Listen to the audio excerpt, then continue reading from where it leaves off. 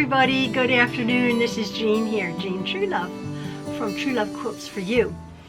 I am not quilting today. We are getting ready to have some company, as I told you the last video, I believe. You guys saw Maxwell dance into my sewing room here. Happy to see him. He is feeling better. Again, not 100%. We still have not figured out my computer. It's very frustrating, so I just walked away from my computer the last few days. But I just wanted to tell you something.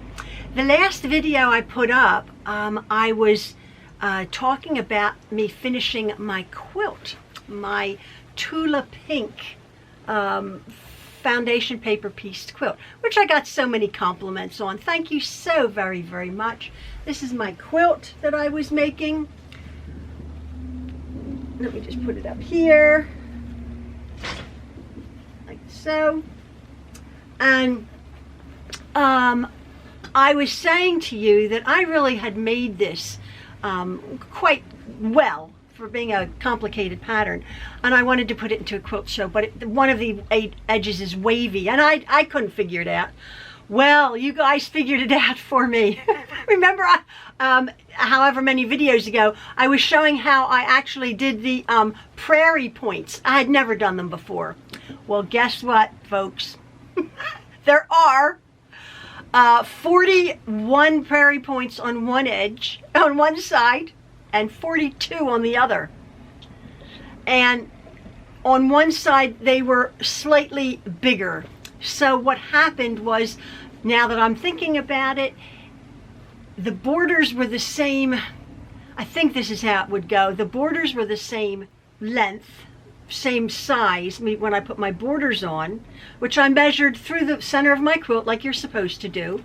I just didn't slash the borders out of the fabric and hope for the best. I measured the borders and they went on fine, but when I actually attached the prairie points, I must have stretched my fabric slightly to compensate the amount of prairie points I had, right?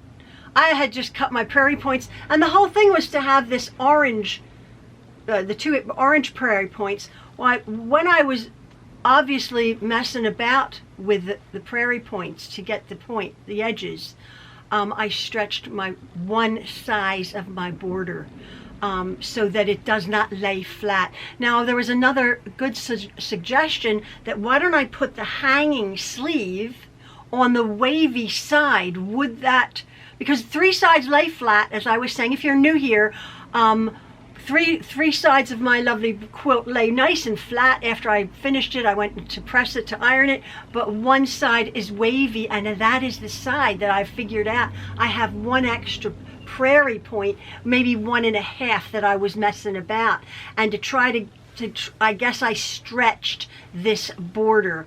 So I'm gonna look. It's been used. It's been used. It's been crumpled up. It's been used already.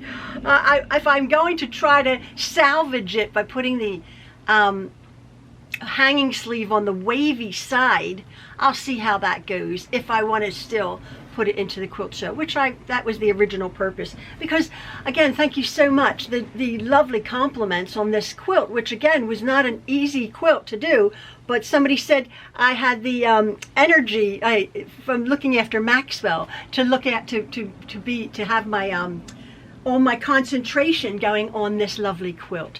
So excuse me, my shirt is falling off of my shoulders here. Anyway, so that's that. I'll see if I can salvage it to actually put it into the quilt show, because I really do like it. It's pretty. Sandra asked, she did notice that I actually put a piping. I put piping on this sort of inner border here, and then here you can see I did video when I was making this. I have 4 different color pipings on this border. I have a yellow, a teal, a red, and like a lime green. And what I did is, when I make piping, I actually instead of having the piping the same color, I changed the color up in the corner. And I actually videoed how I did that. It just adds a little bit more of an interesting bit to the quilt. There's that one over there. And then the piping here goes from the teal to the lime green. And then on this side, the piping goes from the red up to the lime green. So I might, one of my next videos, I'm going to show you how I attach piping and how I change the colors. You sort of have to work back on yourself, but how I actually joined the piping. It's all joined together. And then again, the backing, somebody did say, did I applique this wavy piece, the wavy fabric? This was how the backing, or the border, which this wavy print was printed from the manufacturer. This is the back, and I actually had a piece left over, so I put it on the bottom, whereas this would probably, maybe now, if I put a hanging sleeve on, I would have put the hanging sleeve on opposite this end, because this was like the bottom of the quilt, and it was one of the sides that was wavy. So I'll see about that. I'll see what I'm going to try to think I'm going to do with my quilt. And then somebody said, oh, there's quite a few suggestions. Put it in the quilt show as it is. Nobody's perfect. God isn't perfect, and it is a very pretty quilt. But a couple people have said, oh, just use it for what it's supposed to be for, a lovely quilt that my family will use. And it's been used already. So I'll let you know what I do with this quilt. That's to come, if it's just going to be a family quilt, or if it's going, because everybody does like this quilt, even though it's rather stiffly quilted. I quite like it, and it's almost softening up, which I wouldn't have thought. Well, it's not softening up. It's heavy, actually, because of the fabrics and the stitching, but it's nice. I like my quilt. But these darn prairie points, that's what messed me up. I didn't have a pattern. I didn't know what I was doing, but it turned out really nice, but one extra. Thank you so much for that suggestion that I look into. And yeah, lo and behold, there you go. Yes, we are having company. My sister-in-law Jane and my husband's cousin Sharon are coming visiting from England. In the meantime, we are trying to do some things around the house. Our driveway, no, we don't have a driveway. We live on a busy road, so we're right off of the road. We don't necessarily have a driveway. We have a parking area. The parking area, when we moved into this house 3 years ago, 3 years, do you believe it? 3 years next week. We've lived in this lovely home, was stone, and by, weather and cars going on it, we had to renew the stone. We have a local quarry. We had the stone delivered, quite a lot. Quite a few tons of stone. And my husband asked for red stone, which is slightly more expensive than the gray driveway stone, 3/4 inch or something. Well, when we got it, it was obviously red and gray, a whole bunch of gray mixed in. And I don't know anything about stone, but our boys were saying, whoa, the red stone is a lot more expensive. Go get your money back or what. And we're like, oh, it's pretty, it's fine, it's stone, Anyway, Ian went back very nicely. He went back to the quarry, and they acknowledged that, oh yeah, there was a bunch of gray stone mixed in. Do you want some more? So they gave us two more ton in our trailer. So we have all this stone. So Ian is, I'll take some pictures. He and Maxwell very carefully are digging out and laying some stone. But what happened, it was too much stone. I'm like, oh my goodness. I went out with a shovel, and I'm like, what the heck? This is a lot of stone to try to spread on our driveway. Anyway, we caught in the cavalry. Our son Justin came with his tractor, and all of his kids came the other evening, and he started to pull the stone back into the driveway.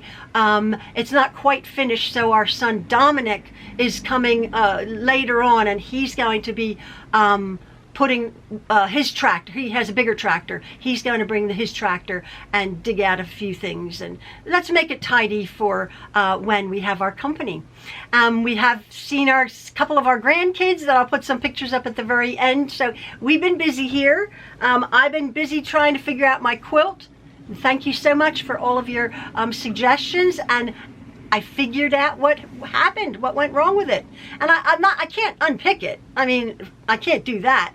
But I might think about putting the hanging sleeve on that wavy side, maybe, and seeing how it lays. Somebody said, oh, you can, quite a few people are like, put it in the quilt show. But when you see a quilt in a quilt show amongst all of these magnificent quilts, and then you see one that doesn't hang, I've seen that. They accept them. Pretty quilts. And this is like the waves of the sea, this one end. You know, just for a heartbeat, you're thinking, oh, they screwed up. Oh, she screwed up. She buys one prairie point too much. Go figure. Me and my math, I was just making these prairie points and trying to jiggery poker them to fit. On the one end, they didn't, but I made them fit. And it didn't work out. Anyway, thank you again, folks. Maxwell says hello. He and Ian are outside. We're going to be spreading stone. And thank goodness for kids with equipment to help us. We just give a call and they came and helped us. Yeah, it's all good. And again, I would be introducing you to our relatives who are coming from England. That's going to be exciting. And I'll try to work on my quilt and figure out what I'm going to do, if anything, for the quilt show. Maybe I'll make this quilt again. What do you think? I could make this quilt again. I have the pattern in different colorways and make it correct. not without these stupid prairie points. Yeah, been there, done that. All right, folks, have a lovely day. Hope you enjoy the pictures. Bye.